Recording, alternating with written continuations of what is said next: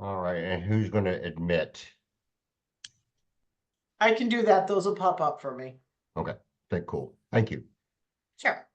All right. Hi, hello, everyone. Happy Friday. Todd Schneider here. I'm going to be doing the class on successfully selling a HUD home to your buyer. I've been an REO guy since 2000, so 25 years.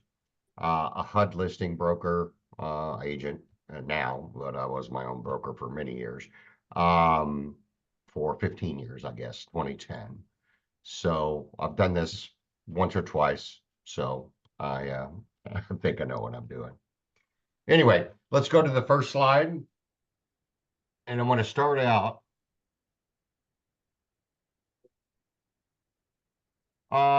This is an overview. Let me back up.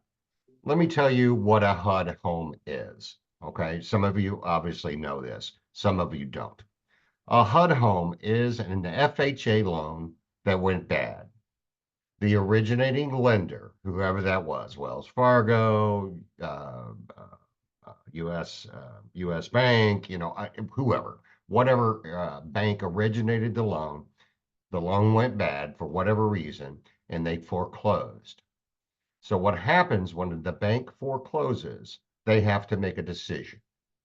Do I keep it and on my books and sell it myself through regular REO processes, or HUD insured the top 20% of the loan, they turn it into HUD, get their money, whatever their deal is. HUD takes it, preps it, and puts it out on the market. So that's what a HUD home is. Technically, HUD did not obtain it by foreclosure, but it was a foreclosure. Okay. That old guy, that guy with the wild hair. I'm not saying it's aliens, but it's aliens. And I'm not saying it's REO, but it's REO. Okay. So anyway, here's the breakdown of HUD. You got the top head shed, Washington, D.C. For our purposes, we have what they call homeownership centers. We call them HOCs. There's four. And some of them, they're scattered out in California, Denver, Colorado, obviously, Georgia, and Philadelphia. Then under that, they have what they call the MCM, or Mortgage Compliance Manager. When a HUD home comes into inventory, they are the first one to take a look at it. They have their people review it, make sure all the documentation is correct. Then they send field services out to make sure it's been done properly. There's certain procedures, and I'm not going to bore you with all of that. I just want you to be familiar with how it works. Okay, not a big deal, and you probably don't even care. Okay, and that's okay too. Then the asset managers. That's our side. We're the people. The asset managers take the properties, they get them, they assign them to people like us, and we put them on the market for sale. And that's a process. And so that's what we're going to go through today, is how to properly bid on a HUD home, what the requirements are for you as the buyer agent, et cetera, et cetera. There are HUD listing agents on this call also. They know what their job is. So let's go to the next one.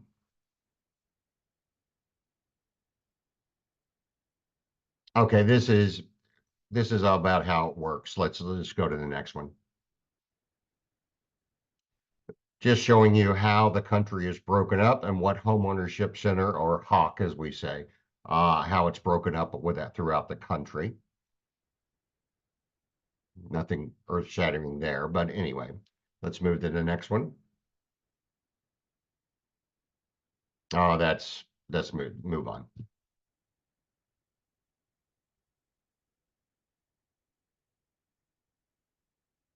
Here it says this was put together, I think, in 22 or 23. Inventories have been low. That's why you probably, if you bid on a HUD home recently, you probably had a little trouble because your broker didn't renew their NAID number and all this sort of thing, because the inventory has been low. And they always cater to homeowners, or owner occupants, as they say, first, and then the investors can jump in depending on what the insurability is on the property. But now the foreclosure and rental moratoriums have been lifted, And here's an interesting thing. My projections that I see, I have a HUD guy that I directly with HUD that I get data from, and it's public information. You can get it too. He can't give me non-public information, but it's available. Anyway, the projections are for this year, remainder of 25, inventory levels are going to increase probably between 20 and 30%. 26, 27, and 28, they're going to shoot up tremendously. Right now, FHA loans, FHA loans that are going bad, well over 1 million. Okay. Now, that does not mean that HUD is going to get them all. Okay. The banks may keep some of them and sell them off themselves. But right now, there's an excess of 1 million FHA loans that are delinquent, at least 30 days to 89 days delinquent in their payments. And if you saw the story from not too long ago, 2 weeks ago or whatever, it broke in the Wall Street Journal that evidently the United States government, and this is just for FHA, was making mortgage payments because people filed for a hardship, which they can, and they do work with people with hardships. But the government actually was making their payments. And I didn't read the entire thing and the extent, but it's in excess of 1 million. So we know we have roughly 1 million that are going bad right now. In addition to that we did not know about, is looks like we got another 1 million that's going bad. Government was paying for it. Anyway, I can go on. My point is HUD inventories are going to start increasing, and I am guessing by 26, 27, there's going to be a lot more HUDs on the market, and I think this training will be beneficial to you in that regard. So let's go to the next one. This is kind of an oddball. One of the things that HUD has allowed, it started 4, 5, 6 years ago. They used to have state designated title companies or attorneys, okay, depending on your state, okay. Now they have allowed for the buyer's agent and the buyers to select their own title or attorney company, okay. They call it the BSCA. A buyer select closing agent is what it stands for. So everyone has an ID. They have to be signed up through HUD, registered, submit their documents, just like a regular state, or in our case, EXP, state broker. But other franchise brokers, they have to sign up again an NAID number. They also have to have a number. Just so you know, you can basically select any title company or attorney that you want. Next slide. Okay, your responsibility as the selling agent, buyer agent, all right. You have to complete the addendums. You have to give us the earnest money. Well, you have to give the listing broker the earnest money no matter what. What happens to it after that, there's 3 prime vendors in the country right now. They just got new contracts. There's a company called Rain. There's a company called the A-Team, and there's a company called KMM Minimir, okay? Rain and A-Team require the listing agent broker to collect the earnest money, and then once the contract is executed, it gets sent to the title company or attorney. KMM, on the other hand, if you happen to be in one of those states, they require the listing broker to keep it in your earnest deposit, like what you would think of as a normal transaction. Then you have the e-signature contract. That's a great thing. They used to be wet ink, had to be blue. If you didn't do it that way, you had to redo it. Now it's all e-signature contract. Let's move to the next one, because we're going to go more in depth later. Once you have an accepted offer, everything's been executed. I think I'm going to cover this in a little bit, but let me explain how the e-signature contract works and the process, because you're going to see this in a few minutes live in the database. the real database. Once you have your bid accepted, they're going to ask for documents, and you'll do that through the HUD-homestore.gov portal. Okay, we're going to get to all of that, and then you'll understand. They'll ask for proof of funds. They'll ask for a copy of earnest money check. If it's an investor, they'll want a copy of their articles, LLC docs, whatever.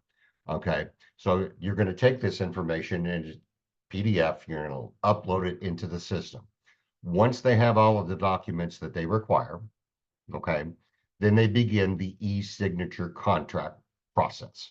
Okay, the first person to get it is the buyer agent. Okay, and that's just for review. They will review all the documents, make sure everything looks correct, the names, everything, you know, purchase price, EMD, all that stuff. They'll review it and say, yep, we're good to go. The next, this is on the buyer agent side. The next person to get it is their broker.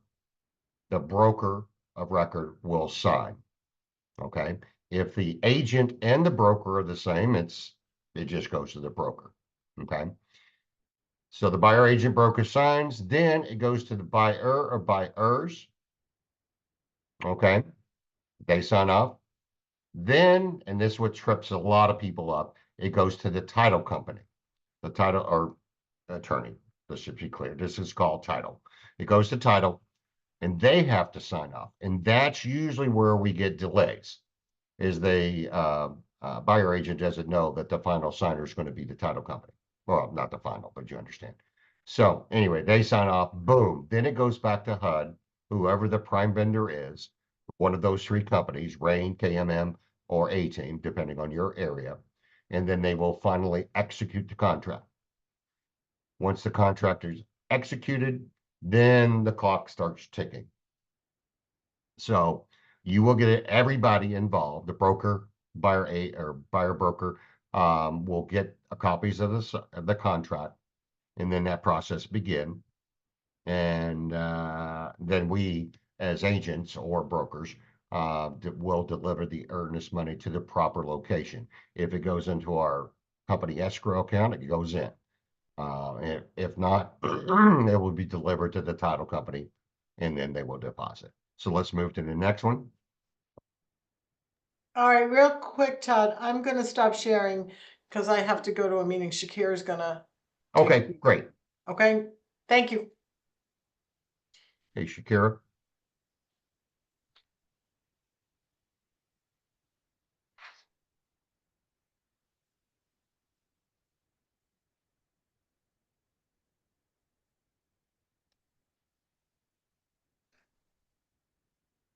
Thank you for doing that. I appreciate it.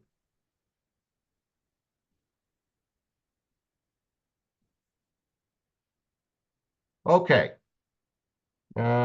Is this the next slide? I think so. Sorry about that. Yes, this is the very Yeah. next. Okay. Let's go to the next one then. Okay. Earnest money for owner occupants. Let's go through a couple of scenarios.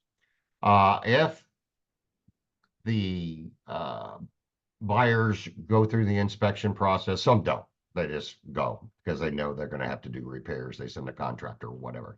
But if they go through that and they find a major defect, HUD, and I'll say this several times throughout this entire program, HUD makes 0 repairs.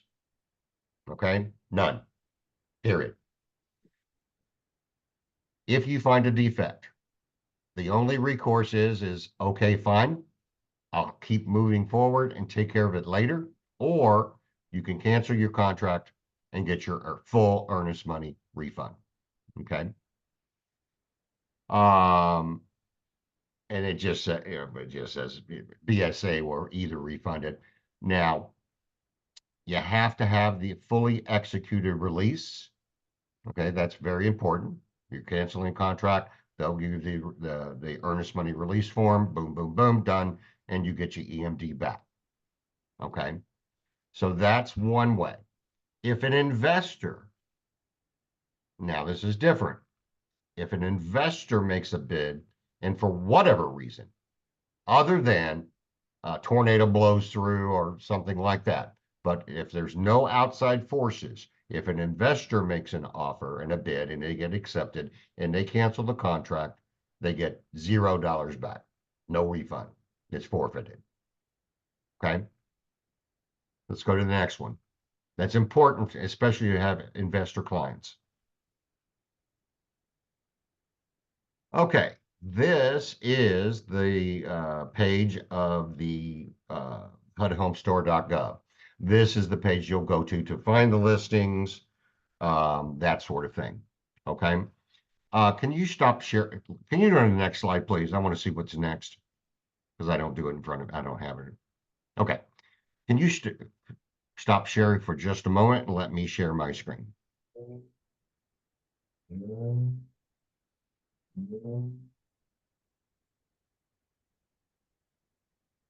Because it's always better. All right, let's move some things around here.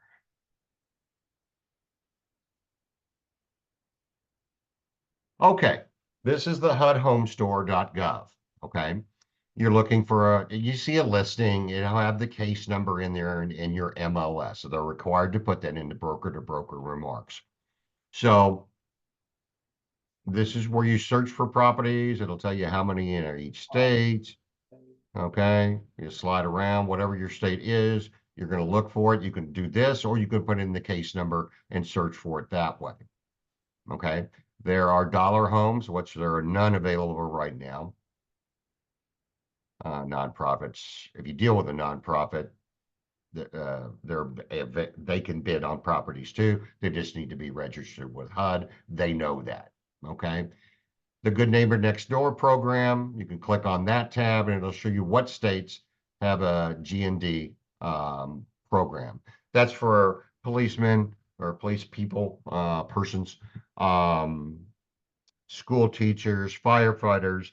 They can bid on these homes and get them for 50% off, whatever the list price is. That's called the Good Neighbor Next Door program.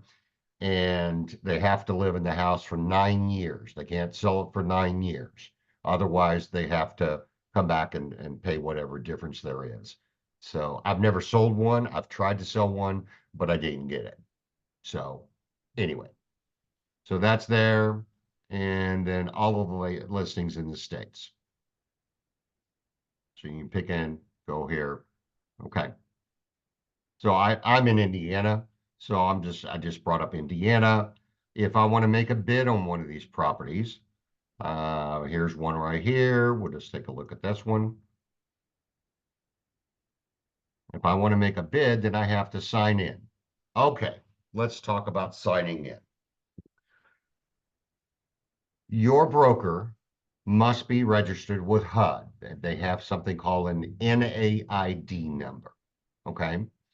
They have to renew that number every year. Okay, otherwise they expire and you as the agent cannot bid on anything until that NAID number has been renewed. But if everything's good, your broker can add you in now. It used to be years ago, if you had the NAID number, you could just use the NAID number, put your name in, upload your license, and you were good to go. They've changed all of that. That happened 3 or 4 years ago. Now, your broker has to add you under them. Okay, it's a formality. It's not a big deal, but your broker or their designated representative that does this has to load you into the system. So I want to just show you this. This is being recorded. And if you ever need to show this to your broker and how to do it, you can. Okay, you click on to sign in. Sign in as a bidder user. They've changed to two-factor multi authentication. So give me a second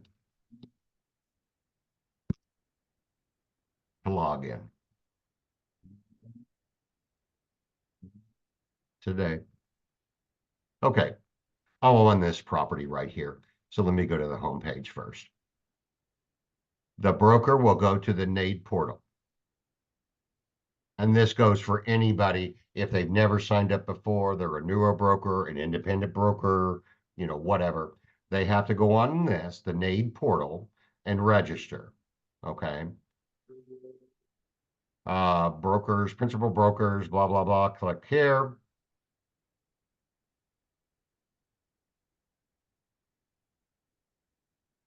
Register. It goes to this page right here. Register principal broker, blah, blah, blah. If they are going to renew,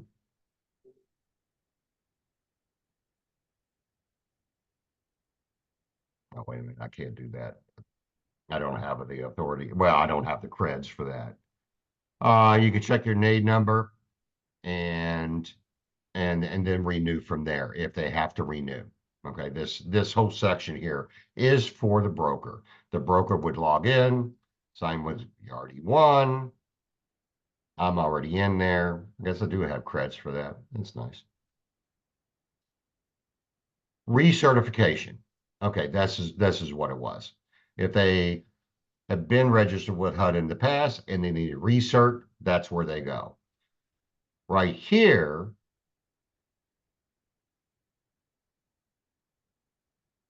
manage users and agents, this is where your broker will go to add you into the system. They will click on this. And then they would add a user right here. Okay. I guess my broker did. That's cool. Thank you. I've only been doing this for decades. So anyway, just so you understand that this is for the broker, and then it will add you under them. If they have to recert, you saw the recert screen a minute ago. So anyway, that's for that. Now, when I'm going to stop sharing. When they add you as a user, you're going to get an email. You have 24 hours to click on it and set yourself up. Create the password. You'll have to create two-factor authentication.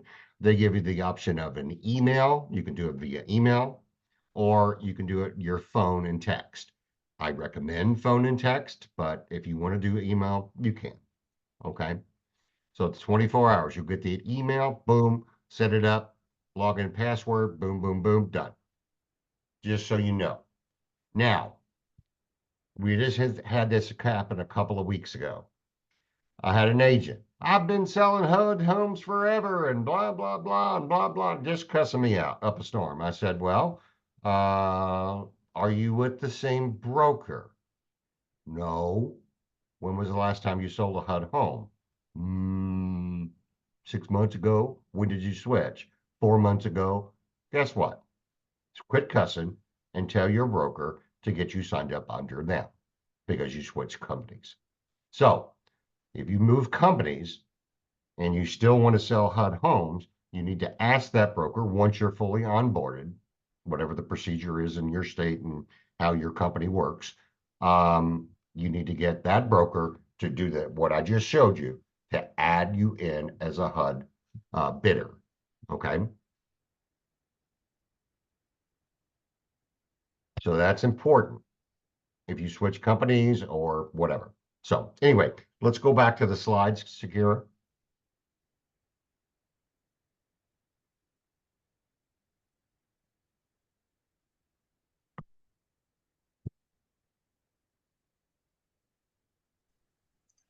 Now let's go to the next one. I've already explained how you get the email now and how that works. When you search for properties, you can search them a couple of ways. You can, inside your MLS, the broker or the listing agent is required in the broker to private remarks, broker to broker remarks, to put the case number. You can search HUD Home Store strictly with the case number, or you can just go to the state, like I showed you a minute ago. You saw the state, and there's the properties, and just find it, click on it. Okay. Let's go to the next one. Now, let's explain what these finance codes mean. When you're looking and you find the property and you open it, there's a lot of information in there. And I'm gonna go back to that page in just a minute. but let's explain what this means. According to HUD, when they get their property, they've done an assessment on it, and they say it is either FH, and this is what this means, FHA insurable, which means it meets the financing requirements for FHA funding, no issues. Okay. When it says IE, it's insurable with escrow. All right. I'm sorry, that dollar figure is wrong. It's up to $10,000 now. I need to change that on the slide. Okay. It's not a gift. Okay, just so you know. When it says it's, you log in, you look at the paperwork, and there's a what they call a PCR report in HUD Home Store. You can open that up. It says needs paint, needs carpet. In other words, it's been removed. In other words, whatever it takes to make it FHA insurable. If it's $5,000, $4,000, $2,000, then that gets added to whatever your bid price is. So you need to bid accordingly. That's going to get rolled into the loan. So what it's saying is it's insurable with escrow, and this only occurs on a HUD property, period. Okay, 203B with repairs. Okay, only HUD does this. There's no other FHA product out there on any other home in the country that allows this except for HUD. Why? They own it. So they allow this. So when you get with a lender, you need to make sure the lender understands this process. Okay. Most of them do, but some don't. So anyway, the dollar figure is up to $10,000 in repair, and it is not a gift. They're not going to, well, we need $3,000 in repairs. So you bid 100,000, we're going to, give you 3,000. It's 103,000. So if you bid 100,000 and $3,000 in repairs, it's 103,000 basically. So you understand that. Okay. Your uninsurable means that the threshold is over $10,000 to bring it into FHA guidelines. Now, that does not mean you can't use the 203, I can't even speak today, the 203K program, streamline, or full, what I call full boat, the full docket, the whole 9 yards, above $35,000. Okay. FHA streamline is up to $35,000 in repairs, and that gets all rolled into the loan. And then they have the full docket. If you've ever done one, it's fun. Anyway, so that's what those three things mean. Also included in there, does it have an HOA? Does it have a flood zone? Did they discover lead-based paint? There could be lead-based paint, and FHA requires to test for that if you're using an FHA loan product. Okay, they have lottery rounds. We went through that a minute ago. They have the lottery rounds, and it says when you look at a HUD property on the site, it says who's allowed to bid on the property. Okay, the good neighbor next door, 7-day periods for lottery rounds. All right, that's for nonprofits, and those are typically government entities and nonprofits. That's the lottery round.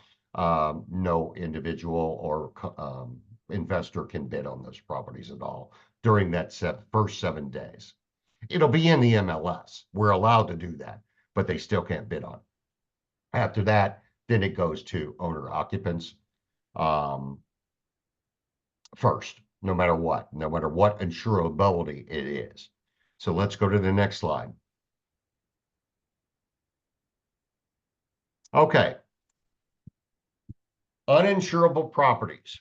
They have a 5-day exclusive period for owner occupants. Okay.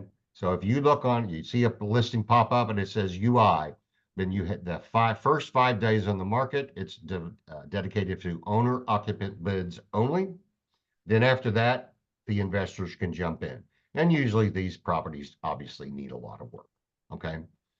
If it's insurable or insurable with escrow, the first 30 days on the market is solely dedicated to owner occupant bids only. Now, I don't want to confuse you here, but we've heard that HUD is going to change this We don't know when, but they're gonna, instead of 30 days, they're gonna cut it back to 15, exclusive. But for right now, it's 30 days and it's staying this way for now. We just don't know when that's gonna change, and when we know, we'll start telling people. So anyway, the first 10 days for insurable with escrow, it's sealed bidding. In other words, it's simultaneous bidding. Those first 10 days on the market, they can get one offer on it, or they can get 100. They don't care. Everybody sits there for 10 days. They accumulate the offers. And then on day 10, they open the bids. If there is an acceptable bid at that point, okay, then boom, they get the bid. And then they get notified and the process begins. Okay. If on day 10, there is not an acceptable bid, then day 11, day 12, 13, 14, all the way to day 30 on the market, they open bids daily. That's why if you've ever looked at the HUD website and it says, there's a red piece at the top, it says, subject to another offer being accepted in a prior bidding period. Okay, that confuses a lot of people. That means it's in that period of time that yesterday's bids that were submitted there could be one that they take. Okay. Otherwise, submit your bid, keep moving. And then after 30 days, the investors can jump in on day 31. Let's move to the next one. Okay, that's already happened. They do want you to understand, and this happens more often than you know. If they are bidding as an owner occupant, they actually will sign an affidavit that they are going to be an owner occupant. I think that period is at least 1 year. You have to live in the home for 1 year. But if they sign it and they are not going to be owner occupant, they're an investor or whoever. This is a hefty fine, and they just got somebody here, I don't know, 4 or 5 months ago. I think they didn't give him 5 years. I think he gave him a year, basically a probation, but he did get the $250,000 fine. So they don't play, they look. Now, Thanks. do they look all the time? I don't know. Mm. Just so you know, it's a big deal. Anyway, Hey, does anybody real need a quick break? before break, can I ask you a question about those owner occupants? I'm sorry, say that again, please. So I have a question about the owner occupants. Yeah, of course. And it's so like I've had a buyer bidder recently and it's a dad buying it for his kid. So like would that count as owner occupant? As long as the kid is on title. Oh, okay, cool. All right. Yeah, Great. that's allowed. Okay, good Okay, deal. that's not a problem. But if the child or their mother, father, brother, sister, as long as Mhm, they're on title, that's okay. mhm. Okay, cool. Thank you. Any other questions before we move on? Does anybody need to take a quick break? All right, let's keep moving. All right, let's submitting a bid. Uh First page of let's go to the next one because I may have to go live for this. All right, those are yeah, that's the lines inside the um let me go live. It's better for me to go live. What slide are you on? Look where you're at.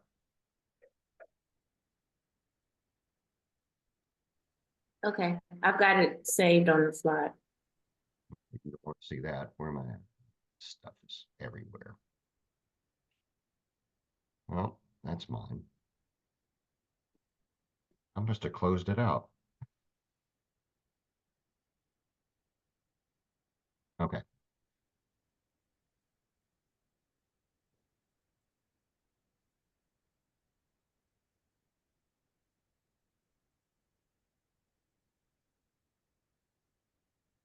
All right, let's talk about this. Come on.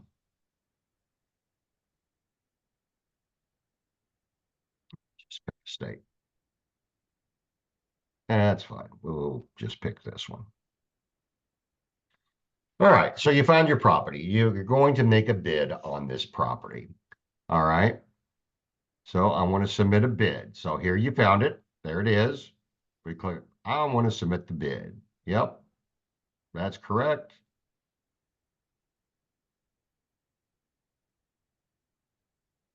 All right. Once you get in, here's what it looks like. This is a live database, okay? You're going to put in your purchase price. $400,000. That was 540. Okay. Boom.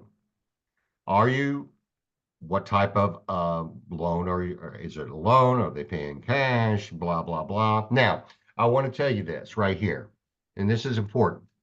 On a normal REO properties, all right, like Wells Fargo, PNCs, all of those type of REO properties, they typically like to have cash offers because usually these homes need a lot of work. Okay. So if they've got two offers and it's $100,000 home and they got $100,000 cash offer and $100,000 conventional loan offer, I'm going to tell you right now, they're going to take the cash offer every day of the week. Even if the $100,000 finance offer is $105,000, I guarantee you they're going to take the $100,000 cash deal. Okay. On HUD, they don't care. Finance, cash, they don't care. It's just the net to HUD. Just so you know that. So you've got an equal footing on HUD properties. Okay. All right, purchaser, we'll just say paying cash. Now, and this does affect the net to HUD. All right. The homeowners, well, cash, no, let's say, let me just conventional. Okay. I can't put closing costs. If you're paying cash, you typically don't ask for closing costs. So let's say this is a $400,000 deal and you have to put a dollar figure. You can't put the percentage here. Okay. So let's just say $5,000, 5,000 in closing costs. Now, down here, this is grayed out. This is the listing broker. The listing broker gets 3%. Now, on the selling side, you can choose up to 3%. Okay. So you're going to put the dollar figure of whatever you want. If you're going to charge the buyer agent or buyers 2.5%, then put the dollar figure for 2.5%. They will pay up to 3% though. Okay. Just so you know. Owner occupant, an investor cannot click any of these others and must be owner occupant on this particular property. And then it asks you, do you want to hold this as a backup offer in the event the original bid by somebody else was canceled? And they'll come back to you and they'll ask you sometimes if your offer is close. If it's out there, this is, I don't know, 540, we're bidding 400, they probably aren't going to reach out to you. So let's just say yes. Okay.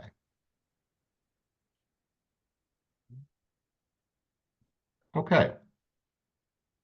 So they're going to ask, are any of the purchasers an employee, whatever, of HUD Field Services, appraisers, blah, blah, blah. No. Selling broker, ownership, no. The individual. And then you have to fill out, they want the social security number of the buyers because they are going to check. Right? There's a massive database and they will check. You'll enter it twice and then you can add another purchaser name, fill out everything, and then add another purchaser. Crap, it's going to make me do it. Okay, this is pretty self-explanatory. It's very common. You need their name, you need their social security number, you need a copy of their financing, that type of stuff. For individuals, investors, you're going to need their if they have a TIN, they may be buying as an individual, but their TINs, a copy of their incorporation documents or LLC documents, et cetera, et cetera. You're going to need all of that. Okay. So I'll stop sharing. I could go through this whole thing, but in any event, when you get to the end, everything checks out, everything looks good, you're going to hit submit. Okay. Now it depends on where the process is. This particular property is a new listing, so they're in the first 10 days. So this is going to be sitting there for a minute. Okay. So I'm going to cancel out and go back to home. So I'm going to, let's just go back and pick one. I don't care. That's the first one we just looked at. So I'm going to go through what it looks like on here.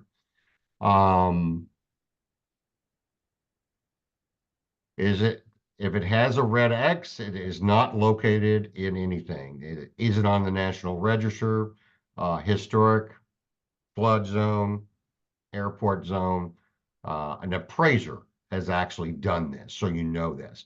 All HUD properties get an appraisal. It is not public and they don't make it public, but every HUD home has an appraiser go out. Once the listing agent is assigned, there is an appraiser assigned. They go out and the information on this form is generated from the appraisal. Okay. Periods. What do we have here? Okay. Now this is confusing to a lot of people. This is in the first 10 days. And there's 5 days, 11 hours and 15 minutes left in that 10-day window where they don't look at anything. So right now, they could have 5 offers in, they could have 20 offers in, all the way up to day 10. Okay. So that's what that means when you look at this page, when you bring up the property. Okay. And you go down through here, the list date was the 24th. Period deadline. That's the date investor can jump in. Basically 4/23. Okay. Because this could, a lot of people, I get a lot of calls about this. It's confusing to people. And I understand they don't make it very easy. But that's the period that the investors can jump in. And here's the property listing disclosure. Repair. This is for 203 insurable. It's insurable with escrow. You got to replace the downspout, repair the soffit siding, replace bath and shower plumbing. Okay. In this, close that out. All these things are available to you. All you got to do is click on them. This is the PC, what you call the PCR.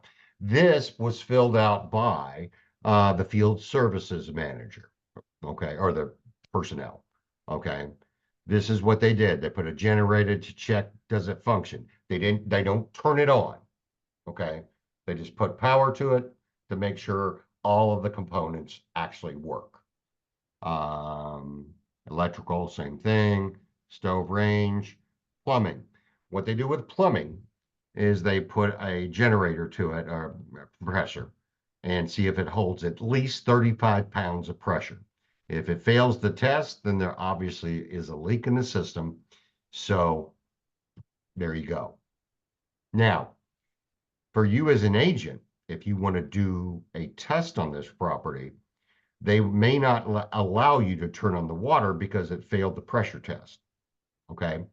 The only alternative you have if you want to test the plumbing is if you get a plumber to go ahead and shoot dye through it. Smoke, they call it smoke. Okay, but it's really kind of a dye. And then that, it's just like when you go in and get a medical test, they run the dye through you and they can see it. Same thing, principle.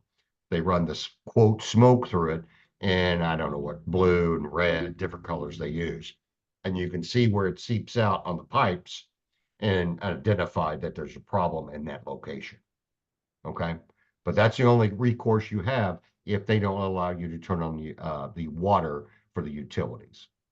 Just so you know. Okay. And of course, everything has to here, the asset manager, that's what we call the prime vendor. That's the company that gives them to us to list out onto the public. And then, of course, the listing broker and the field services manager. You'll never reach the field services manager. I can't even call them. Well, I can, but I've been doing this so long, I know everybody.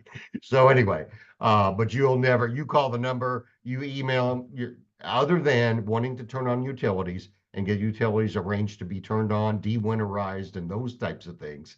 Other than that, you'll never get a hold of them, I promise you. All right, let me stop sharing and let's move on. Trying to stay on track here.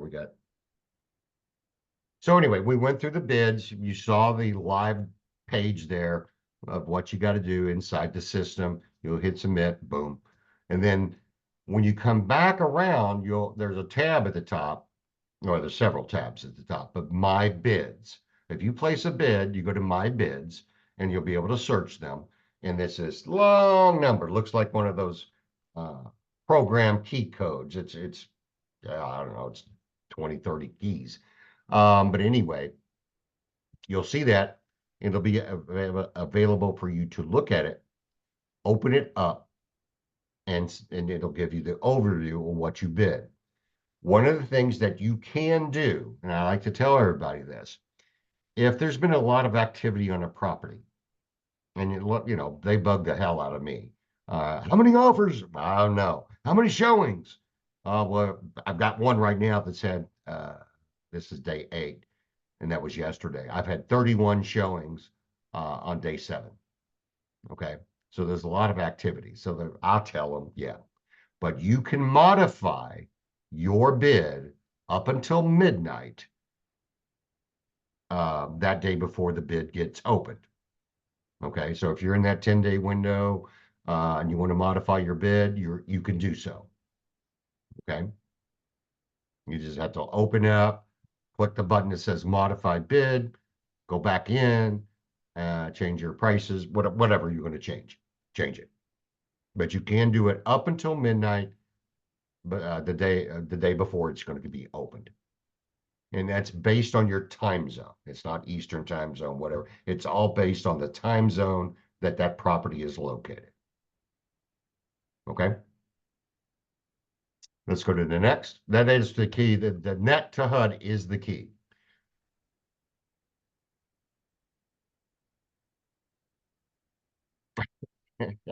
Okay. I think we can all kind of figure it's the commissions and the closing costs that you might request. That's the net to HUD. And simple calculator. Can Yeah. can I say something with the recent situation I had for the closing cost? Mhm. Yes, of course. Oh, okay. So I had an agent who their bid was accepted and they requested closing costs from HUD.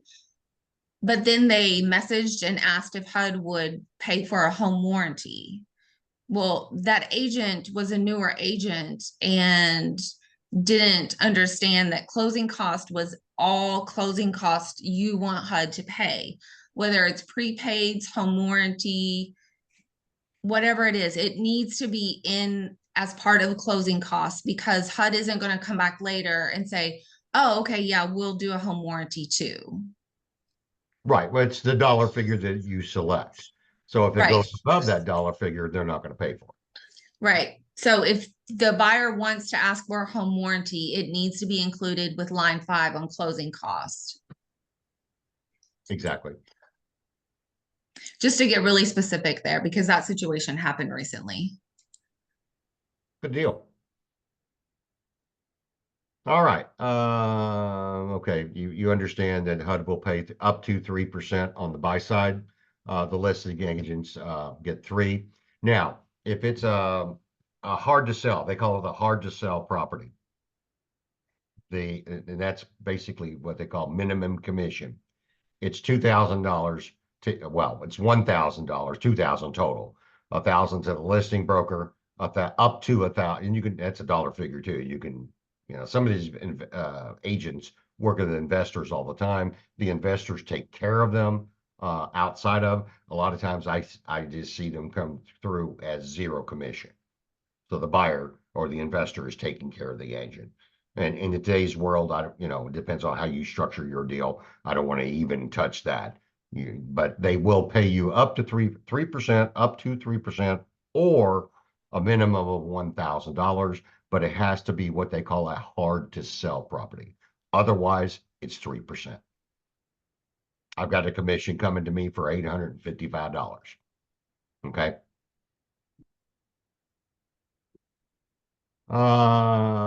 Yes, they used to, well, during the crisis, back in the day when there was a lot of HUDs, they were in certain states, certain areas offering broker bonuses. It was, I think it was $600. I got a few of those. But they don't really do the broker bonuses anymore. Let's see, repair escrow. Yeah, I showed you the PCR, the property condition report on the HUD website. So before you place that bid, make your buyers aware that there are some repairs that need to be made. It will be rolled into the loan. It will be escrowed until those items are fixed and the receipts turned in and they're repaired. And that will happen.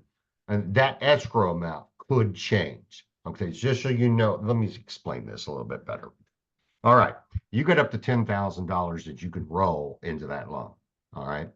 So let's say you do an inspection and they've already identified roughly $2,000 worth of repairs that need to be done. But you get into the inspection and you discover that something else, I don't know, air conditioner doesn't work, furnace is broken, hot water heater needs to be replaced, that type of thing. You can add those in to the repair escrow. Okay, you can do that. And then that will get rolled into the loan. So just so you know, you can do that up to $10,000 worth.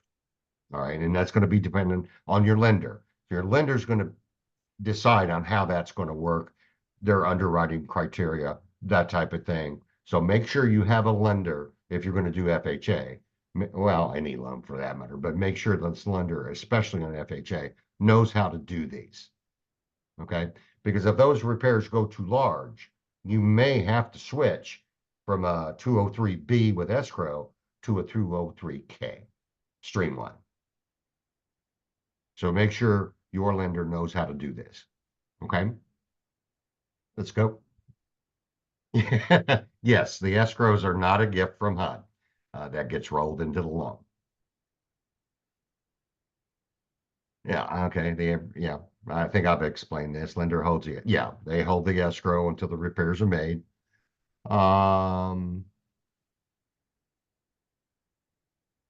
Bids are accepted 24/7. Bids received on the same day are going to be received simultaneously. Again, if it goes to the daily bidding process, okay, whether it's owner occupant or open to everyone, then if you don't get your, you're running late and you get your offer in at 12:30 a.m., guess what? That doesn't go on today's bidding. It will go on tomorrow's bidding. So you have to get those offers submitted by midnight. Okay? Local time on which the property is located. Some states have different time zone that I'm in a state that it does. Up north, they do central time. Over here, we do Eastern time. We're right on that edge. I think Kentucky has a similar situation. Alabama has has a similar situation. Okay. Yeah, the buyer must do their own appraisal. HUD does not provide appraisal. They don't give those out anymore. There was a big lawsuit. It was a big deal. So HUD said, okay, fine. You can't use ours anymore. You got to pay for your own. Because they allowed you to use them before. And you didn't have to pay for it. So now they do. So anyway. Yep. The repair escrow is determined by the buyer's appraisal. If the appraisal is lower than bid price, then the buyer must bring additional cash to closing. That's important. I've had that happen a couple of times. Fortunately, it wasn't much. So when you, just so you know this, okay, if it only appraises for 100,000 and they bid 103, guess what? They're bringing 3K to the closing or cancel the bid. And they can do that, and especially on an owner occupant. If it doesn't appraise, cancel the bid, get your earnest money back, move on, find something else. Criteria for earnest money. Up, well, $49.99. $500 earnest money. 50,000 to 249 is 1,000, and 250. Well, actually, it should say 249,999, but you understand. Anything over 250,000 is $2,000 earnest money. Vacant lots are 50% of the price. Okay. And we did get a few during the crisis. I got a few vacant lots. They're few and far between. Occasionally they pop up. Okay. Some people, they think they're going to sweeten the deal and they're going to make it a better deal. And they're going to put $5,000 earnest money down. Well, no, you're not. 500, 1,000, or 2,000. And that must, well, it depends on what prime vendor, asset manager, I should say, that you have, but it's either made payable to the title company or made payable to the listing broker. KMM is the only one that does to the listing broker. Everybody else is to the title or attorney. Anyway, something I was going to say on this. Did you switch? Go back one.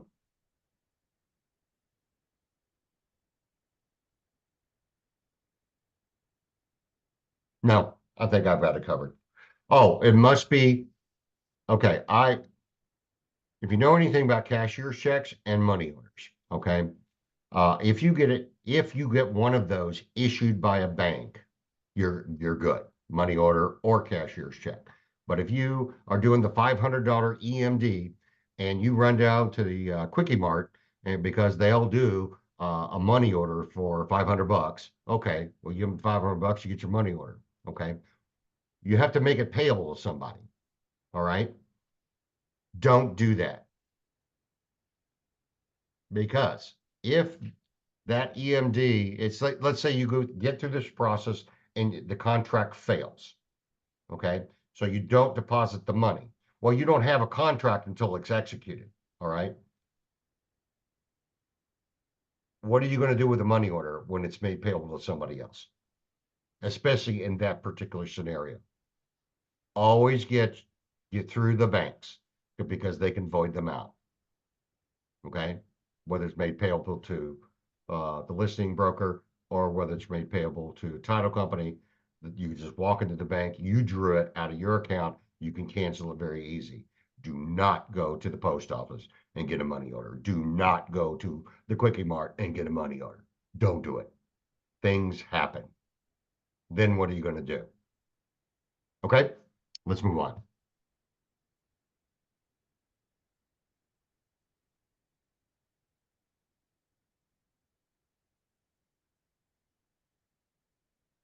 Oh, for a homeowner, all right. Well, if they go through the entire process and they don't close and they don't have any communication or anything like that, guess what? They are going to lose their earnest money, okay?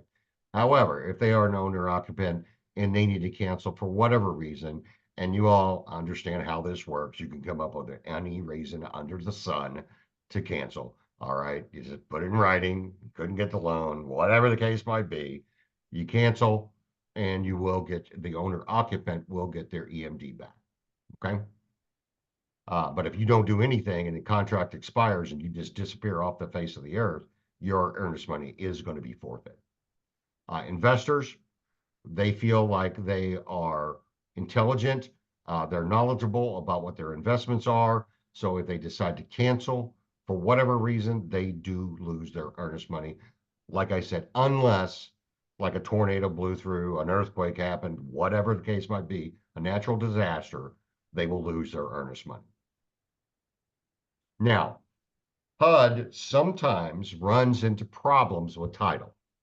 They missed something somewhere along the way. It didn't get recorded in time. If they cannot close, then they will cancel the contract and refund the earnest money. Here's an example. I had one. There was one, this was a couple of years ago. Something was missed. It wasn't reported. It was about $11,000. Okay. It was an investor property. The investor really wanted the property.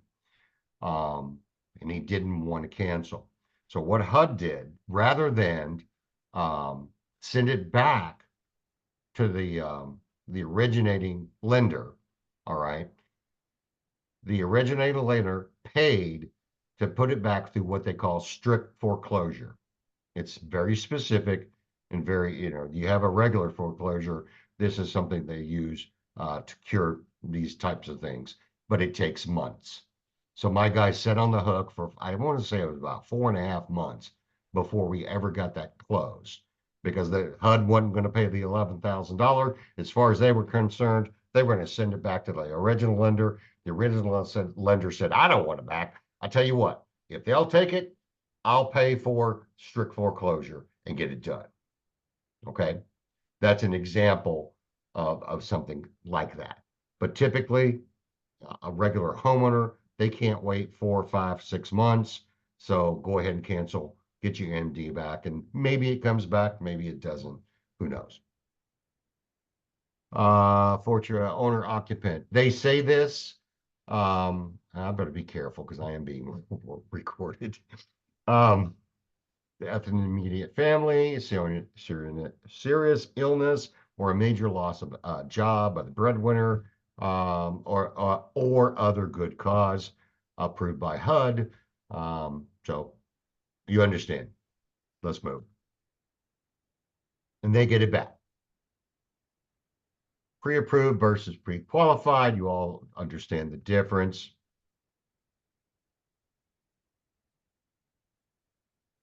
Okay, this was designed by Rain. I apologize for that because we're doing all the companies, but Rain put this together. But you would get with what we call the prime vendor, whether it's A-Team, Rain, or KMM. Closing times. This is what they allow. If you're a cash buyer, 30 days to close. Financing, except for the 203K, any financing, 45 days automatic. And if you're doing 203K, it's 60 days. Okay. Now, owner occupant, go back, please. Owner occupants. On a cash deal, even if they are an owner occupant or they're using financing, they give one extension for free. And we're going to cover extensions on the next slide. But they do owner occupants, investors, they will allow them to extend, but they have to pay the money. They don't give them one for free, just so you understand this. So let's go to the next slide. And this is the extensions. All extensions, no matter what they are done in 15-day increments, period. All right. So if you have to spend money, if the purchase price is $25,000 and less, it's at $10 a day, $150. You have to pay that if it's required. Obviously up to 50,000, it's $15 per day, $225. You're required to send that in along, and that has to be a cashier's check, and it must be sent in with the extension paperwork. Same thing with 50,000 and over, which most are, $375. Now, the way this works is you did the extension, your lender's running behind, something needed to be done. And let's say you're 4 days past your expiration day. You get refunded the difference in that money at the closing table. Or if it's 5 days, 10 days, whatever. If you don't use all 15 days, it will be credited back to you on the HUD, the settlement statement, just so you know that. 5 days, they want it 5 days They want that extension request 5 days prior to your contract extension. So you'll have contacts.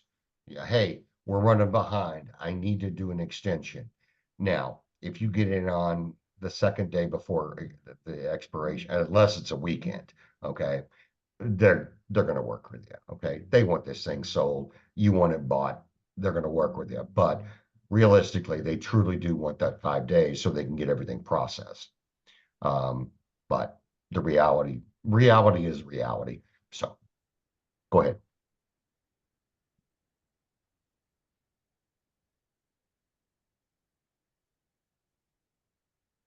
Oh, inspections.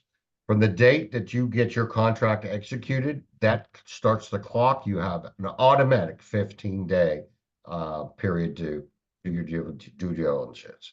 And that includes reaching out to the FSM, field services, and getting, they do not, let me say this clearly, the field services manager does not turn on utilities. They will de-winterize the property, and it's a fee. Usually it's around $150, depending on what your part of the country you're in. And they give you permission to turn on the utilities. So understand this. They don't turn them on. You and your buyer turn them on. HUD doesn't do any of it. Okay? So you have to pay let's just say approximately $150 for de-winterization. They give you permission to turn on the utilities. Usually you try to get it scheduled and coordinate with them. And usually like a 3-day window to get everything turned on, do your inspections, and then turn it off. Okay. Now, most municipalities, it depends on your area, but many municipalities, when you walk in with that executed contract and say, hey, I need to turn on utilities for a day or two while I do my inspections. Most utility companies, unless you got some butt heads, most will allow you to turn it on for a day or two, no charge. But some will charge for those few days. So it depends on your area, but most will. Okay. And the agent, and part of the inspection process, the buyer agent must accompany the buyer and whoever you're having do inspections. Now, the reality is that doesn't happen 50% of the time, okay? But the buyer agent is responsible if something goes wrong, just so you know. All right.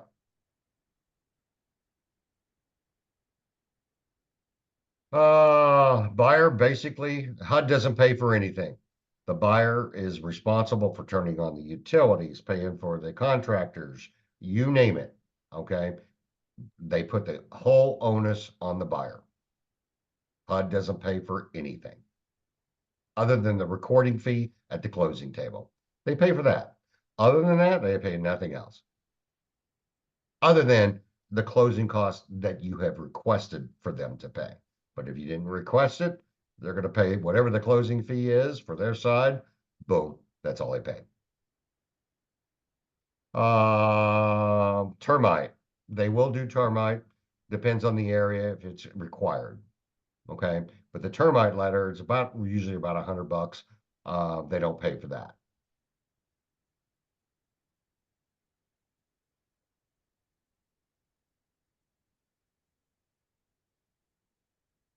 Exactly. This vandalism. If we check these properties, depends on the area. We're at these properties once every week, once every other week, and so does field services. They go out and do their thing twice a month, I believe it is, most of the time. If there is vandalism discovered, you need to notify the agent who's listing it, and especially if you're under contract, right? And then also contact the asset manager to let them know you discovered vandalism. In my case, if it's my property, I'll be going out to take photos to show that there's vandalism, and also the field services manager people will be going out to document the vandalism. Now, again, HUD doesn't do anything. You have a couple of options, okay? If vandalism, and sometimes, I shouldn't say this, but sometimes HUD will, like somebody stole an air conditioner, the exterior unit, okay? Sometimes HUD will, if you ask for it, maybe give a little bit of credit at closing. It's not anywhere near what it would cost to replace it. $500, $400, $300. It just, you have to ask for it and they will make a determination if they're going to give a credit or not. Okay. Most of the time it's no. Okay. So in that particular case, if something happens to the property while you're under contract, you can continue to move forward and say, okay, HUD's not going to pay for anything. I'm still going to move forward. Or you can cancel the contract and walk away. That's pretty much it. You can ask for a credit, but 50-50 at best. This is a big one, and it depends on the asset manager. The A-team people want the closing documents there 3 days prior to the scheduled closing date. Rain and KMM, they want it 7 days, 5 business days. Okay. So if you're closing on Friday, they want the closing documentation the Friday before. Okay. Now, they will work with you, but, and they also know as you progress through closing, dollar figures are going to change. Okay. But the initial documentation, the initial CD going in needs to be there, depending on A-team, it's 3 days. The other 2 are 7, technically 5 business days. Okay. Once that gets logged, you send in the documents, the closing dates on whatever date. All right. The listing broker has to go out and do what we call a ready to close inspection. Okay. So we're required to do that, and we have to get it done at least 24 hours prior to closing. The CD and everything must be approved. And again, as you get closer to the closing table, those numbers are going to change slightly here and there, taxes, HOAs, whatever, but you've got to get the primary in and everything first in 7 or 3 days. Okay.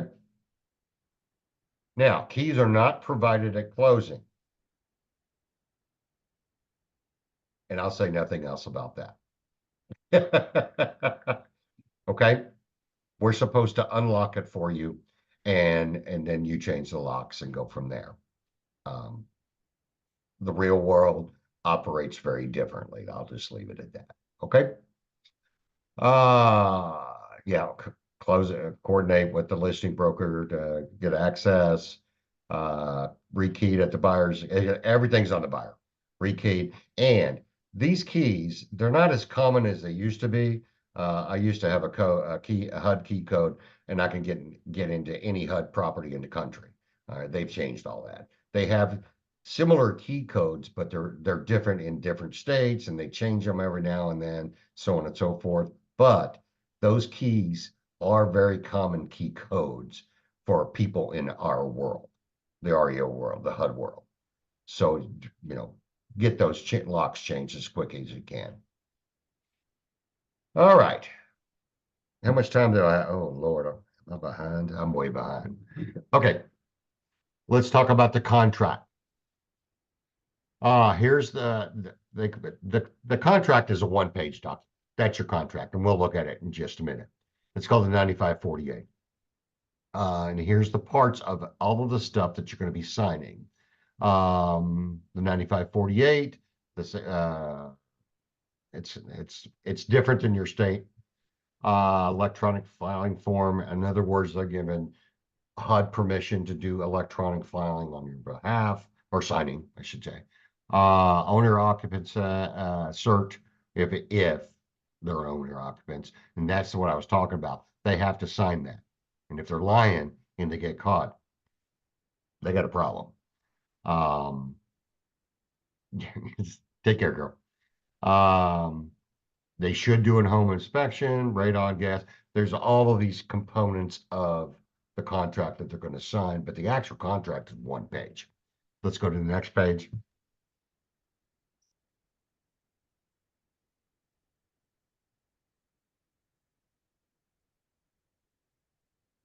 Yeah, 2 business days. That's what they give. 2 business days. If you get a bid accepted on Wednesday, all the items that, well, the EMD must be given to the listing broker by that period of time. And then they must upload any of the documents that are needed into HUD Home Store to complete the package. Okay. So in a way it works is everything gets uploaded into HUD Home Store. We get the check. Okay.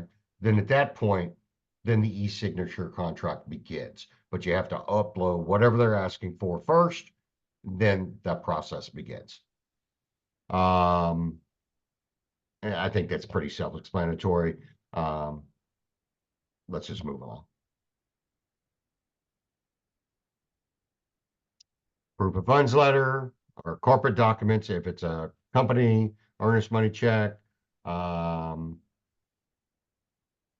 signatures. This is, I don't know why this slide's even here. This is pretty self-explanatory.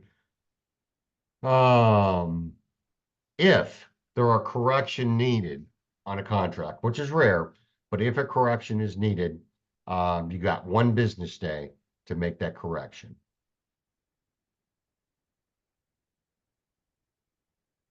They can cancel the contract and award it to the next bidder. Just so you know that they can cancel if you don't respond. Okay, this is interesting. Your agent submits the bid, boom, you get it accepted. And then you say, oh no, I need to add somebody else to title. All right. But you're in this period of time where you don't have an executed contract. All right. Do not make any changes to that contract until it's signed, till it's fully executed. Okay. You bid it the way you did.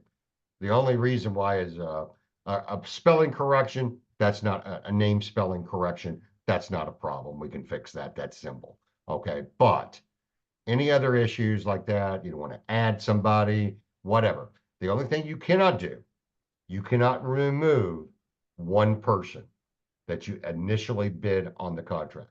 So if your dad bid on it for you, and then you want to add Jimmy Joe and Billy Bob and this, that, and the other to the contract, you can add them. But dad was the original bidder. Dad can never be removed until after closing. Okay.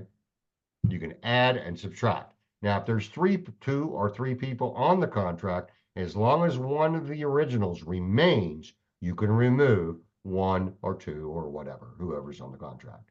But one of the original bidders and names must remain, period. Otherwise, it's a canceled bid. Okay. And then at that point, once you have the fully executed contract, then at that point, you can make amendments. Okay. You can make amendments after it's fully executed. You want to add somebody, subtract somebody, whatever. Change your financing. You want to change your financing. You can do that. Okay. But let it get fully executed first at that point, because you're already in the process. And if it gets too crazy, they're just going to kill the bid and cancel and go on to the next person. Okay. Trust me, I've been down this road. Yeah, you have to pay for the termite letter. Lead paste pay is about $700. So if you really need that stuff looked at to do it, those are roughly the average costs to test for LBP and the termite letter if you need it for your financing. And that's a cost to you. Now, to do the termite and the LBP, there might be a little bit more time needed in inspections and stuff like that. So they allow those times. They work with the homeowner to get it done. Okay.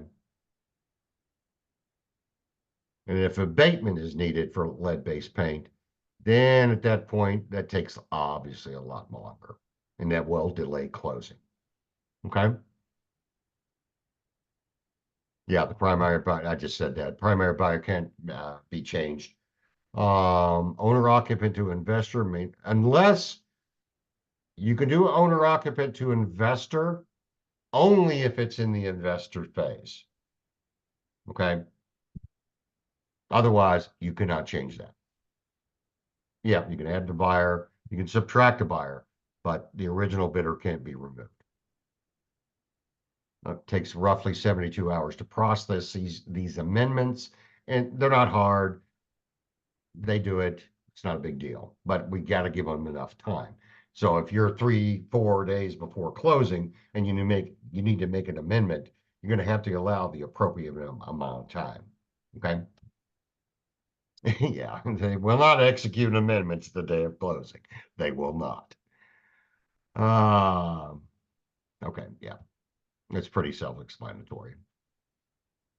Yep. Did I make it? I made it. Thought it was going long. And obviously, that should read HUDhomestore.gov and HUD.gov.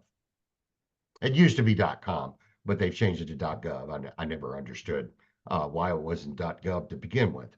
HUDhomestore.gov. So, okay, questions?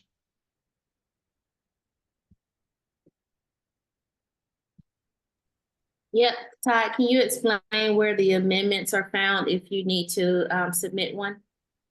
Every asset manager, you have to go to their website, and you'll get this information when you do the bidding. You want to stop sharing. When you do the bidding and you get your accepted offer and this, that, and the other, you're going to get their website and stuff like that. Rain has their main website. Rain A-Team has theirs. You're just going to go to the main website, and you'll get in your package. You'll get all of this information. It's trust me, there's a lot there. But one of those links will be if you need this, if you need a form, if you need that, they will send you. Just go to the link, download it, print it out, and fill it out. And many of them are PDF fillable, so you can fill them out and print them and then have them executed and get them in. But all A-Team, Rain, and KMM all have those forms on their page. Everything's there. You have a question that says, do you teach how to become a HUD listing agent? You pretty much missed that opportunity right now because the contracts just changed hands back in November, I think it was. So we got about 5 more years before that's going to happen again. But could I teach you? Well, yeah, I could teach you. But do you want to waste your time? You know?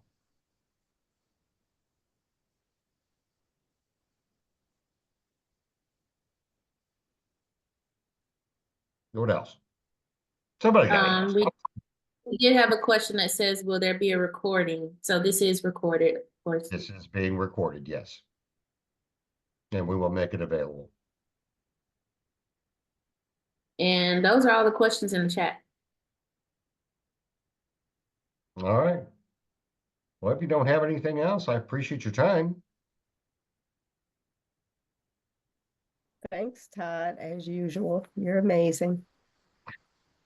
I don't know about all that, but I've been around this. I've done this long enough, you know, so showing my age. All right, I'm going to stop the recording.